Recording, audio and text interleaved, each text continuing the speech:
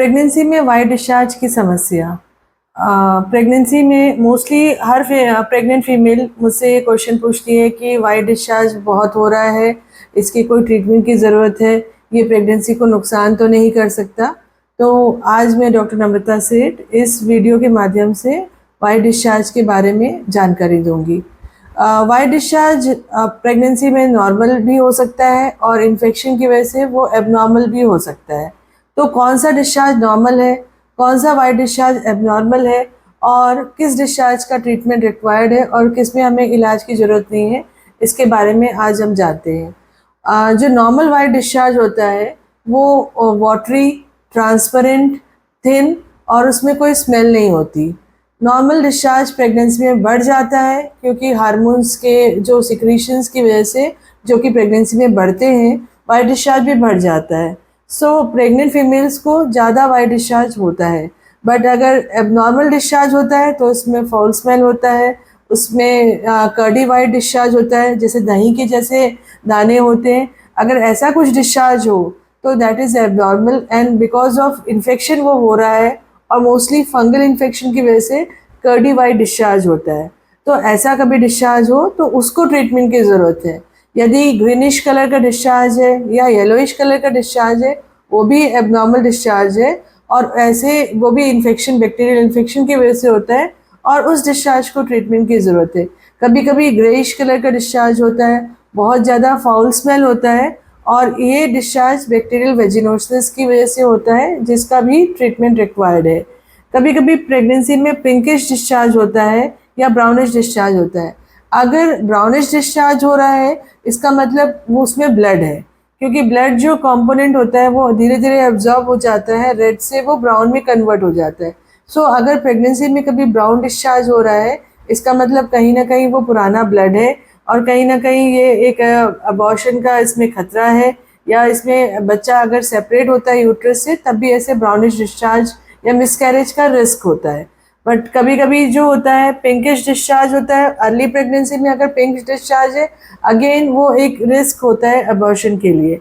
अगर late pregnancy हो रही है और उसमें ऐसे ब्राउनिश या पिंकिश या रेडिश डिस्चार्ज है, तो उसके कारण में ये हो सकता है कि आवालाल या तो नीचे की साइड है, जो कि प्लेजेंटा प्रीविया बोलते हैं, उस कंडीशन में थोड़ा बहुत डिस्चार्ज हो सकता है, या आवालाल सेपरेट हो रहा है जिसको हम एब्रप्शन बोलते हैं, उस कंडीशन में भी ब्लीडिंग या डिस्चार्ज ब्लीडिंग हो सकती है, ब्लड स्टेन डिस्चार्ज हो सकता है।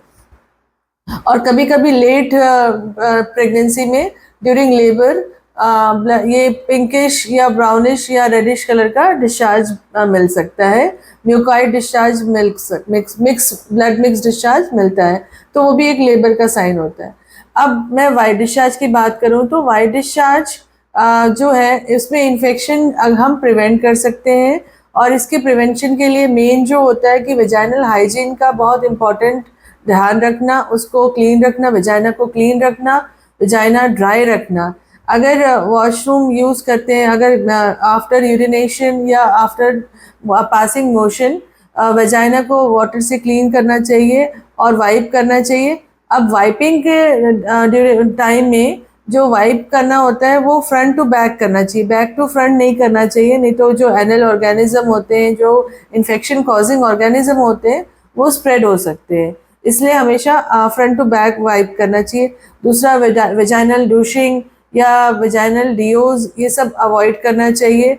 Pre medicated perfume soaps avoid करना चाहिए, जिससे कि डिस्चार्ज मतलब इससे भी वेजाइनल इन्फेक्शन को बढ़ावा मिलता है।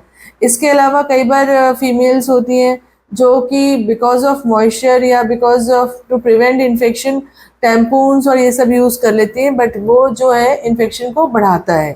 तो मेन जो प्रिवेंशन है वेजाइनल डिस्चार्ज का, वाइट डिस्चार्ज को इन्फेक्शन जो प्रिवेंट करने के लिए कि ये कि वेजाइना को ड्राई रखना चाहिए, सिंपल प्लेन वाटर से वॉश करना चाहिए, वाइप अगर करना है तो फ्रंट टू बैक वाइप करना चाहिए। इसके अलावा जो है कि फीमेल्स को लूज एयरी क्लोथ्स पहनना चाहिए, जिससे कि बेसिकली एरिएशन प्रॉपर हो और फंगल इन्फेक्शन और मॉइस्चर ना रुके और जिसकी वजह से फंगल इन्फेक्शन प्रिवेंट हो सके। तो लूज क्लोथिंग्स होना चाहिए, कॉटन के अंडरगारमेंट्स होना चाहिए, सिंथेटिक अंडरगारमेंट्स नहीं होना चाहिए। और इसके अलावा जो है इससे भी इन्फेक्शन कम से कम होता है।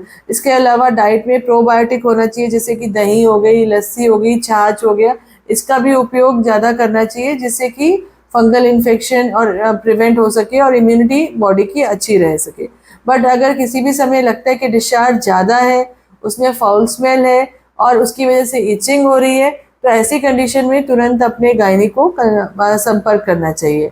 इसके अलावा अगर कोई भी प्रॉब्लम हो रही है, इससे रिलेटेड कोई भी कंडीशन या कुछ भी प्रॉब्लम से आपको कोई जानकारी चाहिए, तो मेरे यूट्यूब चैनल में आप मेंशन कर सकते हैं, उसमें आप क्वेश्चन रेज कर सकते हैं। और अगर आपको कोई मेरा वीडियो पसंद आ रहा है तो इसको लाइक कीजिए और सब्सक्राइब कीजिए। Thank you.